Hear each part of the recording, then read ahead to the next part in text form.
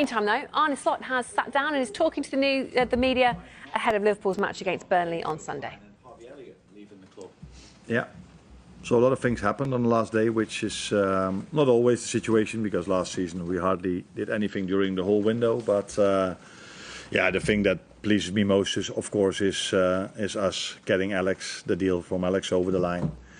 Richard, ownership, everyone involved worked so hard to get that deal done, and it's very good for the club, for our fans, for the players, for me, that all the work they've put in resulted in Alex signing for us.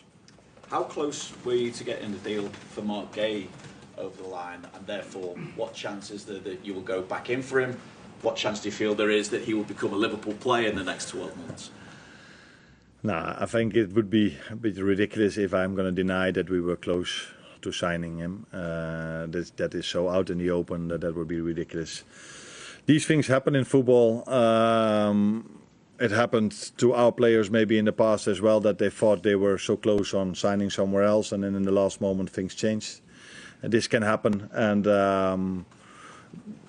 for me, we would have liked to sign him, of course, because we were in for him, and he was, like I've said many times, if we can feel we can strengthen the team with a chance in the market, we never hesitate to do so, and that's what we try to do. But we played 1 or 2 days before, we played Arsenal, where Ibu and Virgil played an outstanding game, and Joe came in 20 minutes before the end, Joe Gomez, and did outstanding as well. With us signing Giovanni Leone, who had his first international call-up, and Ryan and Watto that can play there. So it's not like all of a sudden we don't have options in that position anymore. It's a pity, but not only for us, but also for the player, I think. But he's in a good place, playing at Palace, where he won the Charity Shield and the FA Cup with a very good manager as well. So let's see what the future brings for him and for us. Just to push it out, would you be thinking January or next summer? If I'm thinking anything, you know that what I think, I don't tell you, but the thing I think most about is Burnley at the moment, I can assure you.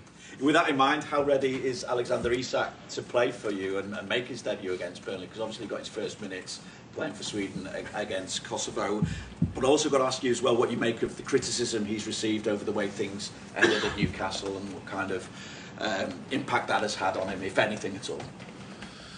Now, first of all, I think the Swedish manager Jon Dahl Tomasson deserves a big compliment, because he gets one of the best, maybe the best striker in the world in, and needs to play 2 very important games for his country, but understands that if he would play him twice 90 minutes, then probably the player would have been injured for multiple weeks. And that's not always easy for a manager, that he takes care of the interest of a player. And so he deserves a big compliment for that. And we will treat Alex the same as they did. So don't expect him to be every single game 90 minutes on the pitch. That's definitely not going to happen in the upcoming weeks. He missed a proper pre-season. I think he missed 3 or 4 months of team sessions.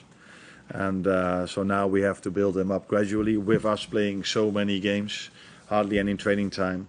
So that's going to be a challenge. But we've signed him not only for the upcoming 2 weeks, we've signed him for I think for 6 years. So yeah, this is what we have to keep in mind, and what the fans have to keep in mind if they see that I take him off at a certain moment, or I only bring him in for a small amount of minutes. That's all for the long-term fitness of the player. And the criticism he's received? In football there's always criticism, so sometimes people cheer for you. So I think after he won the League Cup, everyone was really happy with him, and in other moments you get criticized. This is part of his life, my life, our jobs, and now he's a player from us, and I'm really happy with that. So we did mention Harvey as well, just obviously deadline day, Harvey. Yeah.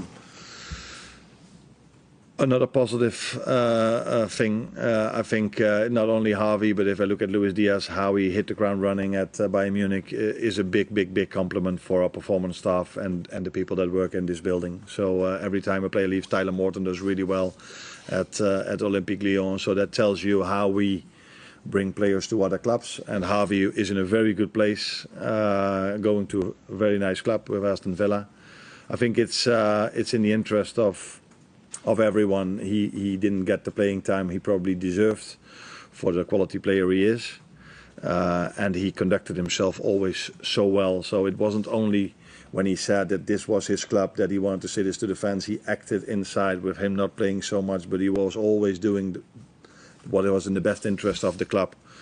So he deserves a big compliment for that. I know everybody always talks about Mo and Virgil and the others if we win the league, but players like him were definitely also the reason why we could win it, because he always was positive, and if he had to play 5 or 10 minutes, he helped the team. And in every session he did, and that is partly the success of a team, that the ones that don't play that much have the right mindset. And I think he's completely ready now to show the quality he has at Aston Villa. Arne, when you look at what Isak brings to the club, aligned with Mo and Ekitike and Wirtz and Gakpo, do you feel now you've got a core and variety in your squad to change games should you need to? Yes, I do feel, but if the question is that the first time since you're a Liverpool manager, then the answer is no, because last season I could change games around with Diogo, with Darwin, with Lucio, with those 3 players that are not one for the reasons we all know, the other 2 that were sold. So yeah, that is what a club like Liverpool, what Jurgen probably could do in the past as well. This is normal at our club, that we have multiple options and that we can change the game if necessary. And looking ahead to this weekend, granted, players are just coming back from international duty. Do you have a relatively clean bill of health? How are you shaping up for this weekend? If the players are fit, that's I think they are. Yeah. We trained today for the first time with them, with most of them. The non-internationals did train with the under-21s this week already. Curtis Jones, of course, I don't know if you knew, but he got injured in the last game, so he will not be available for the game against Burnley. But I think the rest of them all came back without a problem, and that is almost that's not always the situation, especially not in the beginning of the season, where everybody comes from a different background, going to the national team where they then all of a sudden have to play 2 games in 4 or 5 days, which is always the biggest risk in November and October, and in March they are much more used to that program. So we are happy that they are fit, and again, a compliment not only for the Swedish manager but also for the others, because a few others like Ryan Gravenberch didn't only started 1 game and not both of them. And in terms of Burnley, obviously they got promoted last season. Scott Parker's developed a team with a reputation for being defensively solid. What do you expect this weekend? How will you need to approach it? Defensively solid, but I don't give them enough credits if I only talk about that, because first goal they scored against Sunderland was a great team goal. So good team, but yeah, like all the others, we know. My experience from last season is when the teams that were relegated now, so I replaced them for the ones that promoted. We had problems at Ipswich, we had problems at Leicester, and we had problems at Southampton, and problems with we only won it in the end phase of the game, so yeah, there's we know that every game is difficult, and I only have to look back at last season to understand that. Thank you. Arne, we're obviously very familiar with what Alexander Isak can do on the pitch, but from your interactions with him, what do you make of his characteristics as a person?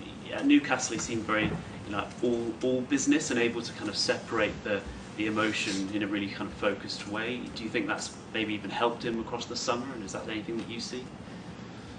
Yeah, maybe people don't believe me if I give you this answer, but I haven't spoken to him that much. So I spoke to him after he signed by phone, because he had to go to the national team.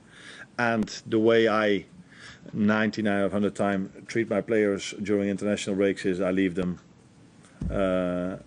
for the manager that they are working with over there. So I text him maybe now once or twice because he's new to us, wanted to know how he did.